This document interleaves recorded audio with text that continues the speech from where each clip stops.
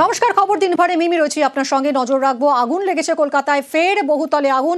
Prince Anwar Shah রোডের guest হাউসে আগুন, রুফটপে পুড়ে ছাই অস্থায়ী নির্মাণ। ঘটনাস্থলে দমকলের 5টি ইঞ্জিন, কালো ধোঁয়ায় ঢেকে যায় এলাকা।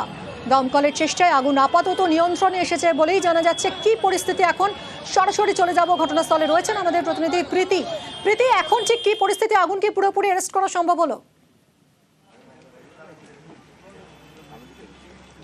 মিমি দেখো, যে অস্থায়ী স্ট্রাকচারে মূলত আগুন লেগেছিল, সেই অস্থায়ী স্ট্রাকচার অর্থাৎ ছাদের উপরে যে রুফটপ, সেখানে কিন্তু আমরা দাঁড়িয়ে রয়েছি।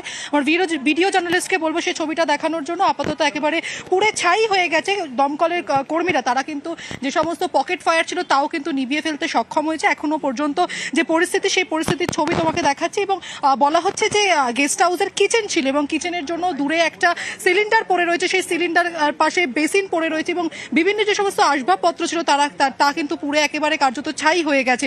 এবং ঠিক কি কারণে আগুন তা কিন্তু এখনো পর্যন্ত কেউ শিওরলি বলতে পারছেন না। এবং ঠিক শর্ট সার্কিট থেকে আগুন, না এসি থেকে আগুন লেগেছে, নাকি কিচেন থেকে গ্যাস সিলিন্ডার বাস্ট করে আগুনটা লাগে, তা কিন্তু বলা যাচ্ছে না। বলা হচ্ছে যে দুপুর 12টা নাগাদ ঠিক আগুনের যে শিখা তা দেখতে পায় এবং তার পরবর্তীতে স্থানীয়রা দমকলে খবর দেয় এবং দমকলের কর্মীরা এসে আগুন নেবানোর যে কাজ তা শুরু করে। ইতিমধ্যে প্রায় 2.5 ঘন্টা, এই 2.5 ঘন্টার মধ্যে এই আগুন যে নেবানোর কাজ তা কিন্তু সক্ষম হয়েছে। কিন্তু কার্যত একেবারে ভস্মীভূত হয়ে গেছে এই রুফটপ। এখানে একাধিক প্রশ্ন উঠছে, কারণ কিছুদিন আগে আমরা বড়বাজারে দেখেছিলাম যে এক রুফটপ রেস্তোরাঁর ওপরে যে কিচেন ছিল তা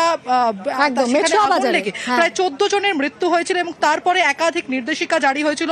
কলকাতা কর্পোরেশনের তরফে নির্দেশিকা জারি করা হয়েছিল যে রুফটপ ক্যাফে আপাতত চলবে না। কিছুদিন আগে মেয়র ফিরহাদ হাকিম তিনি বলেন যে রুফটপ ক্যাফে আপাতত চলবে, কিন্তু বেশ কিছু শর্ত সাপেক্ষে। তবে এই যে রুফটপ তা কিন্তু কার্যত ঘিরে ছিল এবং ঘিরে থাকার ফলে সেই সমস্ত শর্ত সাপেক্ষ মেনে চলা হয়েছে কিনা সেই নিয়েও কিন্তু একাধিক প্রশ্ন উঠছে। বাড়িতে যারা থাকতেন, অর্থাৎ গেস্ট হাউস যারা চালাতেন, সঙ্গে থাকো।